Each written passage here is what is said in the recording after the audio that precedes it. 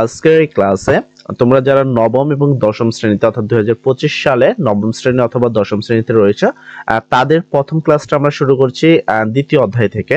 অর্থাৎ অনেকে বলবো ভাইয়া প্রথম অধ্যায় কেন পড়ালেন না, সেক্ষেত্রে আমরা বলি যে প্রথম অধ্যায়টা কিন্তু এমসিকিউ প্রশ্ন এসে থাকে, কিন্তু সৃজনশীল প্রশ্নের জন্য এটা কিন্তু খুব বেশি একটি গুরুত্বপূর্ণ না।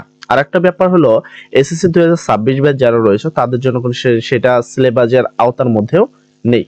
তাই আমরা এই দুইটি টপিককে বিবেচনা করে, যেহেতু এটা একটু কম ইম্পর্টেন্ট, তাই আমরা এই দ্বিতীয় অধ্যায় থেকে শুরু করছি, যে এই অধ্যায়টির নাম হলো সেট অ্যান্ড ফাংশন। আমরা আজকের এই ক্লাস থেকে সেট অ্যান্ড ফাংশন বিষয়ে ইন টোটাল ডিটেলিং এবং যে বিষয়গুলো তোমাদের জানা দরকার, কোন কোন বইয়ের লাইন কোনগুলো ইম্পর্টেন্ট, একবারে কিভাবে কোন প্রশ্নে কোন সূত্র ব্যবহার করে আসতে কিভাবে করতে হয়, তোমাকে একবার এ টু জেড বুঝিয়ে দিব আমাদের এই প্লে স্টেপ। এই সেট অ্যান্ড আমাদের এই ভিডিওর যে প্লেসটা তোমরা পাবা সেট অ্যান্ড ফাংশনে, সেখানে তোমাদের ইন টোটাল ডিটেলিং সহ অন্তত গণিত সাবজেক্টটি ক্লিয়ার করে দেওয়া হবে একবার সম্পূর্ণ ফ্রিতে। তো আমরা প্রথম অধ্যায় করব না, আমরা করব সরাসরি দ্বিতীয় অধ্যায়, যে অধ্যায়টির নাম তোমরা দেখতে পাচ্ছ দ্বিতীয় অধ্যায়, অধ্যায়ের নাম সেট ও ফাংশন। প্রথমে তোমাদের এরকম কিছু লেখা দেখবা, যেখানে তোমাদের এখানে তোমাদের তেমন কিছু করতে হবে না, শুধু এই লাইনটা পড়বা, অবশ্যই মনে রাখবা। এমসিকিউ তো বিগত কয়েক বছরে বারবার আসছিল।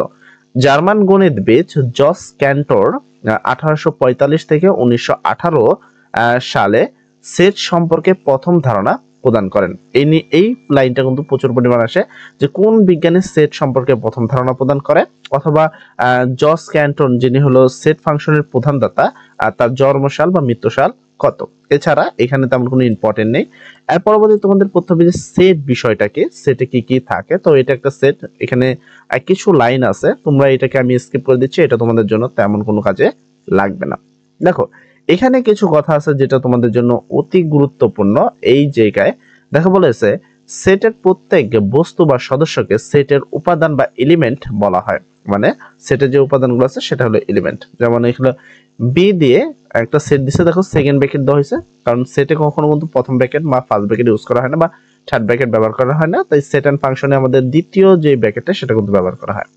তাহলে এই যে বি যে একটা সেট, সেখানে দেখো এ আর বি দুইটা উপাদান আছে আর কি, মানে দুইটা সংখ্যা আছে, এ একটা বি। সেক্ষেত্রে আমরা কি বলতে পারি, এই এটা হলো সেটের একটা উপাদান, মানে বি সেটের, আবার এই বিটাও কি এই বি সেটের একটি কি উপাদান। এটাই বোঝানো হচ্ছে যে একটা সেটের ভিতরে যে জিনিসটা থাকে সেটাকে সেই সেটের উপাদান বলা হয়। দেখো এখানেও তাই বলা হয়েছে যে বি সেটের একটা উপাদান হলো এ। কথা সত্য, কারণ বি এর ভিতরে একটা উপাদান তো এ আছে, এবং বি পরেরটা কি আছে বি, এটাও সঠিক। তো উপাদানকে প্রকাশ করা হয় এই যে চিহ্নটা, যেটাকে ইপসিলন বলা হয়, এই ইপসিলন চিহ্ন দ্বারা কিন্তু তোমার উপাদানকে প্রকাশ করা হয়। অর্থাৎ আমরা যদি এ ইপসিলন বি লিখি, এটার মানে আসে হলো এই যে এ সেট যেটা রয়েছে, এ হলো বি সেটের একটি উপাদান, অর্থাৎ ইপসিলন দ্বারা কিন্তু উপাদান বোঝানো হয়।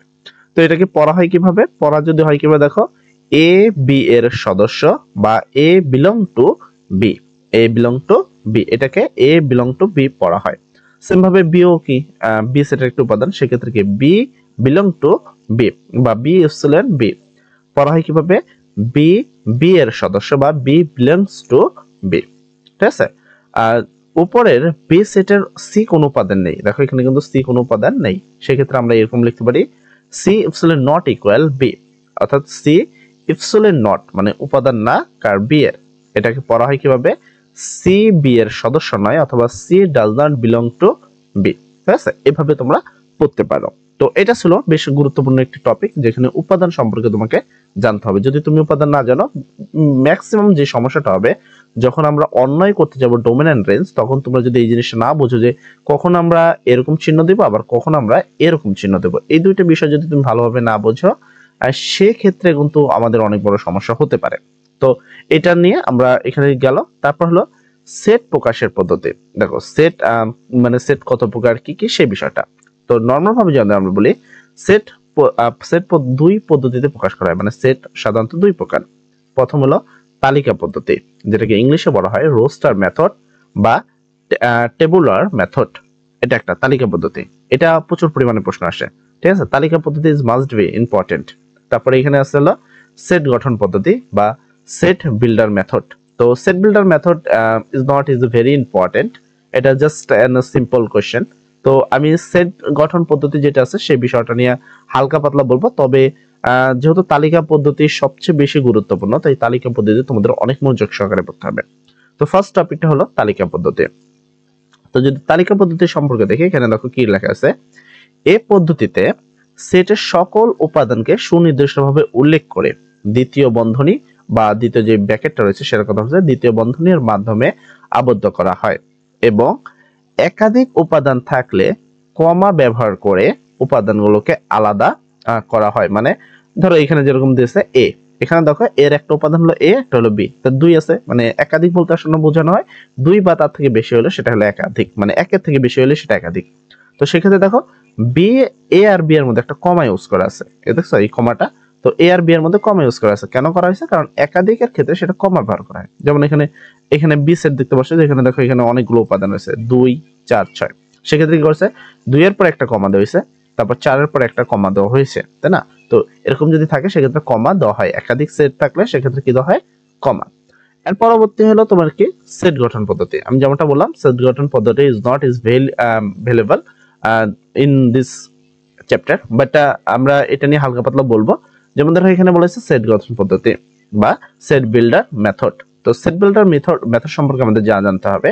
এই পদ্ধতিতে সেটের সকল উপাদান বা এভরি এলিমেন্টস সুনির্দিষ্টভাবে উল্লেখ না করে উপাদানের নির্ধারণের জন্য সাধারণ ধর্মের উল্লেখ করতে থাকতে হয়। মানে সেটের সকল উপাদানকে উল্লেখ না করে জাস্ট স্বাভাবিক বিষয়গুলো লিখতে হয়। যেমন ধরো এখানে দেখো একটা বলেছে এ তারপর এখানে কোলন দিয়ে এক্স এন্ড এক্স স্বাভাবিক বিজোড় সংখ্যা, মানে এক্স এর সংখ্যা হলো স্বাভাবিক বিজোড় সংখ্যা যেগুলো হয়। তবে দেখো এখানে বি এর দেখো এখানে কিন্তু ভিতরে কিছু দেওয়া হয়নি, ভিতরে না দিয়ে বলছে নবম শ্রেণীর প্রথম 5 জন শিক্ষার্থী, জাস্ট নির্দেশ করে দিল প্রথম 5 জন মানে 1 2 3 4 5, ঠিক আছে? এরকম ভাবে এই সেট গঠন পদ্ধতি বলা হয়। এখানে দ্বারা এরূপ যেন সংক্ষেপে যেন, ঠিক আছে, বোঝায়। তো যেহেতু এই পদ্ধতি সেটের উপাদানকে নির্ধারণের জন্য সত্যবান নিয়ম দেওয়া থাকে, এজন্য এই পদ্ধতিকে রুল মেথড বলা হয়। তো এটাকে রুল মেথডও বলা হয়। তো যাক, আমরা এখানে একটা উদাহরণ দেখতে পাচ্ছি। তো উদাহরণ নাম্বার 1 বলা হয়েছে এ সমান তোমার কত 7, তারপর এখানে 14 21, তারপর এখানে 28, সেটটিকে সেট গঠন পদ্ধতিতে প্রকাশ করো। সেট গঠন মানে এই যে সংখ্যাগুলো তুমি দেখতে পাচ্ছ এটা কি ধরনের সংখ্যা, তোমাকে আগে সেই টপিকটা বুঝতে হবে। তুমি যদি এই সংখ্যাকে ঠিকভাবে না চিনতে পারো সেক্ষেত্রে আমি যদি নিচে আসতে পারবো না। মানে তোমাকে আগে শিখতে হবে যে স্বাভাবিক সংখ্যা কোনটা, জোড় সংখ্যা, বেজোড় সংখ্যা, মানে এটা হলো প্রথম অধ্যায়ের। তো আজকের ক্লাসে আমরা এই পর্যন্ত রাখবো, কারণ আমি তোমাকে সংখ্যা না চিনিয়ে, মানে সংখ্যা ভালোভাবে না বুঝিয়ে ডিটেইলিং না বলে তোমাকে এই নিচের অংশগুলো করে দিলে সেক্ষেত্রে তুমি কিন্তু বুঝতে পারবে না। তো আমরা আগামী ক্লাসে আগে প্রথম অধ্যায়ের কিছু সংখ্যা সম্পর্কে ধারণা নিয়ে আসবো, যেটা আমাদের এইখানে খুব বহুল ব্যবহৃত হয়। তার পরবর্তীতে আমরা এখানে কাজ করতে হবে, যেমন 7 14 21 28 এগুলো কি সংখ্যা, এই বিষয়গুলো তোমাকে জানতে হবে। যদি তুমি না জানো সেক্ষেত্রে তুমি পারবে না। যেমন গুণিতক কি জিনিস, গুণনীয়ক কি জিনিস, ঠিক আছে? এই বিষয়গুলো তোমার যদি জানা না থাকে সেক্ষেত্রে তুমি করতে পারবে না। যাই হোক, আজকের ভিডিও আমরা এই পর্যন্ত রাখলাম। পরবর্তী ক্লাসে সেকেন্ড ক্লাস থেকে আমরা ওই টপিকটা পড়ার পরে আমরা এখানে চলে আসবো। তো যাই হোক, সবাই আশা করি বুঝতে পেরেছো, এবং অবশ্যই ভিডিওটি ভালো লাগলে একটি লাইক করে দিবা, কমেন্ট করে দিবা যে তোমার কোনো সমস্যা আছে কিনা বুঝতে। সেক্ষেত্রে আমরা এই ক্লাসটাকে আরো একবার আপলোড করার চেষ্টা করবো। দেখ, সবাই ভালো থাকো, সবার জন্য দোয়া করি, সবার পরীক্ষা যেন ভালো হয়। আসসালামু আলাইকুম।